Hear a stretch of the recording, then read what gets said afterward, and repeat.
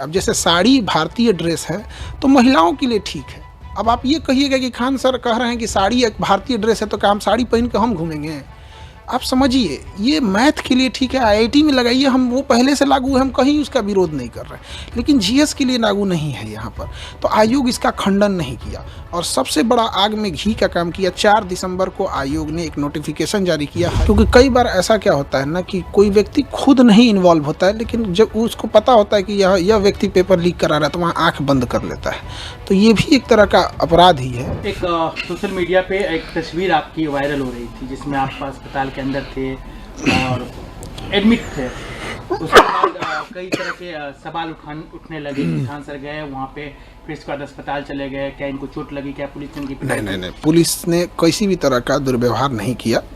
हम पिछले 1.5 महीना से बीमार चल रहे थे और हमने ये सोच रहे थे कि बीपीएससी की परीक्षा है, ख़त्म हो जाएगी तो दे देंगे इलाज, अपना ट्रीटमेंट ठीक से करा लेंगे यहाँ पर। इसी बीच जब सुबह सुबह बच्चों के ऊपर लाठी उठी चार्ज हो गई तो हमें लगा कि बच्चों के ऊपर नॉर्मलाइजेशन थोप दिया जाएगा, तो हम यहाँ क्लास ही ले रहे थे। 10 बजे वाला क्लास ख़त्म करके और चल दिया, क्योंकि बहुत देर तक ना खाए पिए भी नहीं थे और लंबे समय से बीमार पड़ रहे थे। तो वहाँ हमको वोमिटिंग रुक नहीं रहा था, तो हमको लगा कि अब हमको यहाँ से हटेंगे तो फिर ये बच्चे तितर बितर हो जाएंगे, इनकी मांग कोई नहीं पूरी। तो ज़बरदस्ती वहाँ रहे, जिस वजह से थोड़ा बीमार हो गए और थोड़ा सा बीपी वाला प्रॉब्लम ज़्यादा हो गया था। तो हमें लगा कि 170-80 ये मतलब अब घर पे ट्रीट करना ठीक नहीं है, इसलिए चले गए वहाँ। सर, ये पूरा मामला जो बीपीएससी में जो इस पर हंगामा स्टार्ट हुआ, ये नॉर्मलाइजेशन का जो मामला है, ये आम लोग स्टूडेंट तो समझ रहे हैं, एस्पायरेंट जो समझ रहे हैं, लेकिन आम लोग नहीं समझ पा रहे कि मसला है क्या। थोड़ा आपसे समझना चाहेंगे। देखिए, नॉर्मलाइजेशन तब किया जाता है ना जब एक दिन आप परीक्षा नहीं ले सकते हैं या नंबर ऑफ़ स्टूडेंट बहुत ज़्यादा हैं, तो कई अलग अलग बच्चों को अलग अलग क्वेश्चन दिया जाता है। जैसे बिहार है तो आप भागलपुर में अलग क्वेश्चन दे दें, बक्सर में अलग दे दें और सीवान जिला में अलग दे दें। इससे क्या होगा कि 3 अलग अलग पेपर देंगे, आप हम ही को दीजिए वो तीनों पेपर, तो हम खुद किसी में ज़्यादा नंबर आएगा, किसी में कम आएगा। मेरा खुद का तीनों में ज़्यादा नहीं, एक जैसा नहीं आएगा। ये फार्मूला मैथ पर लागू होता है। जैसे अगर किसी को कहा जाए 5 + 5 जोड़ो तो देगा 10, और उसे कहेंगे 20 + 10 जोड़ो तो भी बोलेगा 30, क्योंकि अगर उसे जोड़ आता है तो किसी भी तरह के जोड़ को जोड़ सकता है। लेकिन ये जीएस में लागू नहीं होता है। जैसे अगर हम किसी से कहें भारत का क्षेत्रफल बताओ तो बता देगा, कोई भी विद्यार्थी पढ़ता है। लेकिन अगर किसी दूसरे बच्चे से यही सवाल पूछा जाएगा कि तुम मंगोलिया का क्षेत्रफल बताओ, नहीं बता पाएगा। लेकिन कंप्यूटर कहेगा कि दोनों के क्वेश्चन का लेवल एक है, क्योंकि दोनों में क्षेत्रफल पूछा गया था। तो यही है नॉर्मलाइजेशन, आप मैथ में कर सकते हैं, यहाँ नहीं कर सकते हैं। अब आप जीएस में कैसे डिसाइड कीजिएगा कि बक्सर का युद्ध का क्वेश्चन ज़्यादा टफ है कि द्वितीय आंग्ल मराठा युद्ध का क्वेश्चन ज़्यादा टफ है? अमूमन अगर आप 100 बच्चों को दीजिएगा बक्सर का युद्ध तो बता देंगे, 100 में 90 बता देगा। लेकिन वही सवाल आप कहिएगा द्वितीय आंग्ल मराठा युद्ध बताइए तो 100 में 50 बता पाएंगे।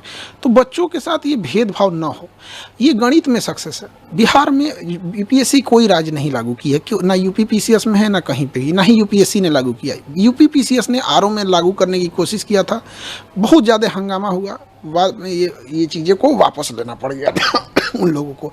तो आयोग को भी समझना चाहिए, जब यूपी में नहीं हुआ तो यहाँ क्यों लागू कर रहे हैं। दूसरा, केवल 5.25 लाख बच्चे फॉर्म भरे थे, तो भी कोई औचित्य नहीं बनता है। एक होता है कि आपके पास 1 करोड़ बच्चे फॉर्म भर दिए, आप एक दिन नहीं ले सकते हैं। जैसे रेलवे में नॉर्मलाइजेशन करने का एक ही कारण है कि उनके पास नंबर ऑफ स्टूडेंट ज़्यादा है, बस यही। सिंगल शिफ्ट और ये जो एक ही पाली में एक ही क्वेश्चन पेपर वाला जो मसला है, उसके पीछे क्या रीजन है? देखिए, अब जैसे कि आयोग की ओर से कहा जा रहा है कि हम एक ही पाली में परीक्षा लेंगे। देखिए, एक ही पाली में परीक्षा लेने के बाद भी नॉर्मलाइजेशन हो सकता है। आप सिंगल पेपर लीजिएगा और अलग अलग जिले में अलग अलग क्वेश्चन दे दीजिएगा। दूसरा, एक सबसे बड़ा इसका कारण क्या है, आयोग खुद डिसाइड करता है वो किसका जवाब देगा, किसका जवाब नहीं देगा। उसे स्टूडेंट के टेंशन से कोई मतलब नहीं है। जैसे ये सितंबर में परीक्षा होने वाली थी, फिर बाढ़ वगैरह के कारण नवंबर गई, फिर दिसंबर गई। शुरुआत में एक नोटिफिकेशन जारी किया गया, पूरे अखबार में चलाया गया कि 38 जिले का क्वेश्चन अलग अलग रहेगा। ये 2 महीने से बीपीएससी के टीचर और स्टूडेंट एक मेंटल ट्रोमा से गुजर रहे हैं। पहली बार होगा 38 जिला का क्वेश्चन अलग अलग हो जाएगा। आयोग का कहना है क्या कि इससे पेपर लीक नहीं होगा। तो एक पेपर लीक एक समस्या जैसी भयावह है, वैसे ही नॉर्मलाइजेशन एक भयावह समस्या। अब हमसे कोई कहे कि आपका दाहिना आँख फोड़े कि बायां आँख फोड़े, काहे फोड़ोगे भाई? तो आप अपनी व्यवस्था सही रखिए, पेपर न लीक हो यहाँ पर। उसके बाद हुआ कि नहीं 3 पेपर लेंगे। उसके बाद हम लोगों की मीटिंग भी बुलाई गई थी तो उन्होंने हमें समझाया भी था कि देखिए नॉर्मलाइजेशन की प्रक्रिया ठीक है। हम लोगों ने कहा था ये मैथ के लिए ठीक है। अब जैसे साड़ी भारतीय ड्रेस है तो महिलाओं के लिए ठीक है। अब आप ये कहिएगा कि खान सर कह रहे हैं कि साड़ी एक भारतीय ड्रेस है तो क्या हम साड़ी पहन के हम घूमेंगे? आप समझिए ये मैथ के लिए ठीक है, आईआईटी में लगाइए, हम वो पहले से लागू है, हम कहीं उसका विरोध नहीं कर रहे हैं, लेकिन जीएस के लिए लागू नहीं है यहाँ पर। तो आयोग इसका खंडन नहीं किया और सबसे बड़ा आग में घी का काम किया। 4 दिसंबर को आयोग ने एक नोटिफिकेशन जारी किया हर एक डिस्ट्रिक्ट मजिस्ट्रेट को कि हम आपको 3 तरह का पेपर भेज रहे हैं। और यहीं से ये आग फैल गई कि आप 3 तरह का पेपर क्यों भेज रहे हैं। हम लोगों ने कहा कि आप एक नोटिफिकेशन जारी कर दीजिए कि इन 3 पेपर में से किसी एक का ही प्रयोग आप सभी जिला में करिएगा। तो आयोग ने कहा कि हम नहीं बोलेंगे। तो हम लोग को मजबूरी में जाना पड़ा और वापस वहाँ से लौटे इसी आधार पे कि आयोग ने शाम को 7 बजे 8 बजे के बीच में एक नोटिफिकेशन जारी किया कि हम एक ही यूज़ करेंगे। हमारी बात ख़त्म हो गई। यहाँ पर सीधी सी एक छोटा सा नोटिफिकेशन आप ऑफिशियली दे देते तो कभी बवाल नहीं होता। एक शिक्षक से पूछिए, हम लोग चाहते हैं पढ़ाना, शांति से पढ़ाना, 10 घंटा 12 घंटा पढ़ाने के बाद इतना हिम्मत और होश नहीं रहता है कि हम लोग जाके सड़क पे जाके लाठी खाएं। लेकिन सर ये कहना चाहते हैं क्या केवल बीपीएससी नॉर्मलाइजेशन वाला पैटर्न तो नहीं अपना रही है, इससे पहले भी अपनाया गया है कई एग्जाम में? जो भी एग्जाम में अपनाया गया है उसमें 2 ही कारण रहे हों। या तो उस एग्जाम में ज़्यादातर प्रश्न साइंस या मैथ के रहे होंगे जैसे आईआईटी हो गया, या फिर उस एग्ज़ाम में 1 करोड़ से ज़्यादा बच्चे बैठे होंगे जैसे रेलवे हो गया। तो जब बच्चे ज़्यादा बैठ जाते हैं तो वहाँ मजबूरी के कारण लेना पड़ता है, क्योंकि किसी राज्य की क्षमता नहीं है कि 1 करोड़ परीक्षा एक दिन में करा ले। और साइंस और मैथ में है कि वो नॉर्मलाइजेशन साइंस मैथ के लिए बना ही है। हमारे यहाँ ये दोनों चीज़ नहीं है। ना ही हमारे बीपीएससी में 1 करोड़ बच्चे हैं, 4.5 लाख बच्चे, 5.5, उसमें भी एग्ज़ाम कितना दिए हैं 3.5 लाख। तो आयोग के पास एक अनुभव होना चाहिए कि जितने फॉर्म भरते हैं वो सारे एग्ज़ाम नहीं दे देते हैं। और दूसरा, हमारे यहाँ जीएस भी नहीं है। पेपर लीक की समस्या कितनी बड़ी समस्या मानते हैं? क्योंकि जब भी होता है बिहार में हल्ला होता है कि पेपर लीक हो गया, हर जगह से यूयू छापा मारना चालू करती है, कहीं पकड़ाते हैं कहीं पकड़ाते हैं। तो ये कितनी बड़ी समस्या है बिहार की? देखिए, ये इससे बड़ी समस्या विद्यार्थी जीवन के लिए कोई नहीं हो सकता है। इसमें सबसे ज़रूरी चीज़ क्या है कि जिस पे शक हो उस पे नार्को टेस्ट कराया जाए। क्योंकि कई बार ऐसा क्या होता है ना कि कोई व्यक्ति खुद नहीं इन्वॉल्व होता है, लेकिन जब उसको पता होता है कि यह व्यक्ति पेपर लीक करा रहा है तो वहाँ आँख बंद कर लेता है। तो ये भी एक तरह का अपराध ही है। तो नार्को टेस्ट कराएं मीडिया के सामने, और इसके लिए कैपिटल पनिशमेंट, फांसी की सज़ा रखी जाए, उससे नीचे कोई सज़ा नहीं।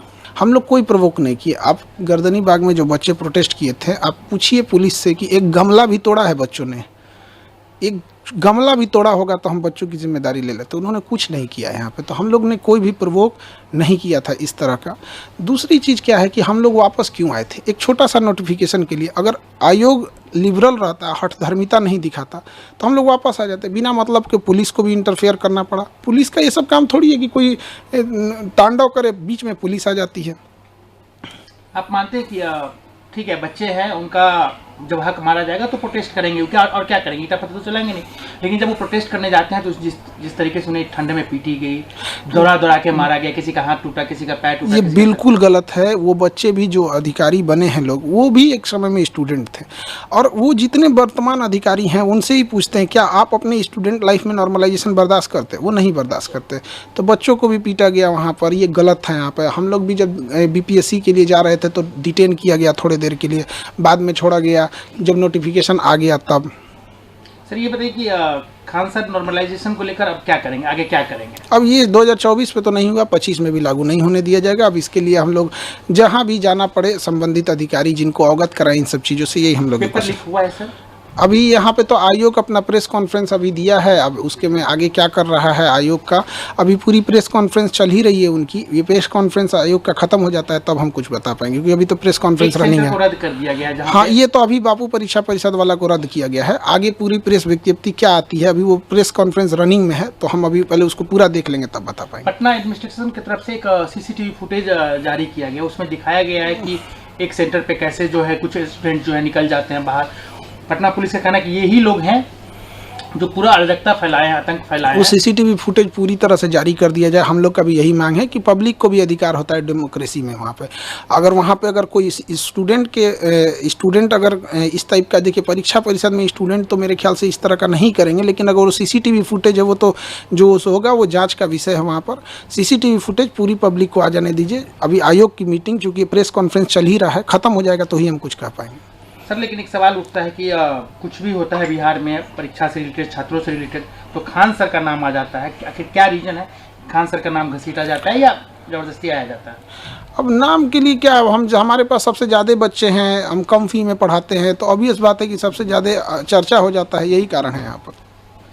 एक चीज़ और सवाल सर कि आगे भी जितने आप पे आरोप लग रहे हैं, मतलब जो भी लगा रहे हैं, सोशल मीडिया के ज़माने कोई भी उठता है, किसी के बारे में कुछ भी लिख देता है, तो क्या आप छात्र के साथ रहेंगे? हम छात्र के लिए मेरा जीवन समर्पित है। रही बात सोशल मीडिया पे, तो हर छोटा इंसान बड़े इंसान पे आरोप लगाता है। ये सोशल मीडिया का एक फैशन, एक ट्रेंड बन चुका है। अब कोई उठ के कहेगा कि नरेंद्र मोदी का भाषण हम ही लिख के देते हैं, तो नरेंद्र मोदी तो उसको क्लियर करने आएंगे नहीं, वो तब तक चिल्लाते रहेगा कि हम इतने विद्वान हैं कि हम ही भाषण लिख के देते हैं। तो ये तो कोई बात नहीं ना होती है।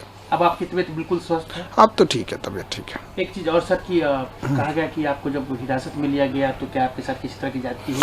क्योंकि आप इसके बाद अस्पताल चले गए तो लोगों को बहुत सारे सोशल मीडिया पे वीडियो वायरल हो गए कि आपके साथ मारपीट की गई है, आपकी तबीयत ठीक नहीं है, पुलिस के खिलाफ हमने देखा ट्रेंड बिहार पुलिस चलने लगी। नहीं, देखिए ये जो भी अफवाह उड़ा रहे हैं गलत है। पुलिस ने मेरे साथ कोई ज़्यादती नहीं की। थोड़े देर के लिए डिटेन रखा, जो लॉ एंड ऑर्डर के लिए पुलिस को करना पड़ता है, और वो पुलिस की, हम इसमें पुलिस का नहीं कहते हैं कि पुलिस ने गलत किया। पुलिस का जो कर्तव्य बनता उन्होंने उसको किया। हम लोग वापस इसलिए आए कि जो हमसे पुलिस स्टेशन में बताया गया कि आपकी बात मान ली गई, नोटिफिकेशन आ गया है। हमने कन्फर्म करने की कोशिश की तो वहाँ नेटवर्क उतना नहीं था, तो लोगों ने बताया कि हाँ आ गया है। तो जिनका नॉर्मलाइजेशन जैसा मुद्दा था वो लोग वापस जाने लगे। पुलिस ने कहा कि वापस आप अगर जाएंगे धरना स्थल पे तो हम आपको एफआईआर कर देंगे। तो फिर मजिस्ट्रेट साहब आए और उसके बाद डिटेन ख़त्म हुआ, तो फिर वापस वहाँ से आए। तो धरना स्थल चूँकि सामने ही है, तो पुलिस को ऐसा लगा कि अगर हम यहाँ छोड़ देंगे धरना स्थल पे तो ये फिर वापस धरना पे बैठ जाएंगे, क्योंकि उन पुलिस के पास ज़्यादा एक्सपीरियंस होता है, ऐसा हुआ होगा। इसलिए पुलिस ने कहा कि हम आपको धरना स्थल पे नहीं छोड़ेंगे वहाँ पर। तो फिर हमको अब कहीं भी उतार दीजिएगा तो हम नहीं ना, आप हमको गाड़ी में उतार के आप कहीं चले जाइएगा यहाँ पे। तो हम कहें सर आप जहाँ उतारिएगा वहाँ बोलिए, हम वहाँ हम अपनी गाड़ी मंगा लेते हैं यहाँ पे। तो उसके बाद डिटेंशन मेरा ख़त्म हुआ। मजिस्ट्रेट साहब आए और सीनियर जो डीएसपी मैम थी, वो उनके आने के बाद ही डिटेंशन ख़त्म हुआ, क्योंकि जब तक कोई सीनियर नहीं आते हैं डिटेंशन ख़त्म नहीं होता है। अब आप इस झगड़े को, मतलब जो अभी जो ये कोई किससे क्लास, मतलब बीपीएससी स्टूडेंट और आयोग के बीच में जो भी मसले हैं, इसका सोल्यूशन क्या है? देखिए सोल्यूशन ये है ना कि आयोग जो भी चीज़ कर रहा है उसको क्लियर कर दे। जैसे इससे पहले अतुल प्रसाद सर थे, वो मैसेज ट्वीट कर देते थे कि हम ये रिजल्ट पब्लिश करने जा रहे हैं, ये एग्ज़ाम लेने जा रहे हैं, ये करने जा रहे हैं, तो एक पब्लिश कर दे। जैसे आयोग से हमारी भी मांग है कि पीटी का रिजल्ट जो लेता है वो 15 दिन में पीटी का रिजल्ट दे दे, और रिजल्ट देने के 4 मंथ बाद वो मेंस का एग्ज़ाम ले ले। ये क्या बेवकूफ़ी है? आप 3 मंथ बाद रिजल्ट देंगे, उसमें अब बच्चे कंफ्यूज रहेंगे कि मेरा प्रीलिम हुआ है कि नहीं हुआ है, और उसके बाद आप अचानक से आके आप कहिएगा कि 15 दिन बाद मेंस है। ये नहीं है। तो इसमें लगातार सुधार की ज़रूरत है, सुधार करेगा। एक अंतिम सवाल, खान सर पटना वाले तो सब जानते ही हैं, आपके ही कम्युनिटी के एक ओझा सर थे, वो चुनाव लड़ने जा रहे हैं, तो क्या मतलब आपको लग रहा है कि? देखिए पढ़े लिखे लोगों को राजनीति में जाना चाहिए, और हम जितने पढ़े लिखे युवा हैं सबको जाना चाहिए। यहाँ जो जा सकता है पढ़े लिखे लोग में, तो उनका है अपना अच्छा काम करेंगे वहाँ जाके, और सबका अपना व्यक्तिगत डिसीजन होता है। और शिक्षित हैं तो शिक्षित व्यक्ति को हमेशा से कहा जाता है कि समाज में जाना चाहिए। राजनीति में भी ऐसे मत आप कहा जा रहा है कि आपके बारे में भी अलग, हमको चुनाव ना नहीं लड़ना है। अब हम क्लियर कर देते हैं। 24 में लोग दिमाग खा लिए थे, क्योंकि लोकसभा का इलेक्शन था, हम मना करते रह गए, भैया हमको पढ़ाने से फुर्सत नहीं है, ये 25 का इलेक्शन जल्दी ख़त्म हो कि मेरा सरदर्द ख़त्म हो। जिसको लगता है, जैसे लगता है राजनीति बहुत बड़का चीज़, मतलब क्या बताए जाएंगे कि नहीं जाएंगे, हम लोग जवाब दे दे के थक जाते हैं। लोग पढ़ाने से फुर्सत नहीं है हमको। नहीं सर, खान सर एक चीज़ तो आपके बारे में बार बार चर्चा आती है कि जितने भी प्रोटेस्ट होते हैं या कुछ भी होते हैं उसमें आपका नाम नहीं, मेरा नाम बस स्टूडेंट के लिए आता है। यहाँ डेली 5 प्रोटेस्ट होता है, आप मेरा नाम नहीं देखेंगे। स्टूडेंट युवाओं के, बड़े स्टूडेंट, अब चाहे बड़ा हो या छोटा हो, आप हमको किसी भी में नहीं देखे होंगे। अब जैसे किसानों की समस्या है, किसान अपनी मांग रख रहा है, वहाँ आप हमको देखे हैं? हम पढ़ा रहे हैं बच्चों को, हमारे यहाँ अगर कुछ होगा तो हम बच्चों की बात रखेंगे। यहाँ पे कौन रखेगा? एक बच्चे का यहाँ तबीयत खराब हो जाता है ना, उसको बढ़िया डॉक्टर का नाम नहीं पता रहता, पूछता है सर ये दिक्कत है, कौन डॉक्टर ठीक रहेंगे? क्या लगता है वो बच्चे यहाँ आके आयोग से लड़ पाएंगे? तो हम लोग को मजबूरी में आना पड़ता है। धन्यवाद।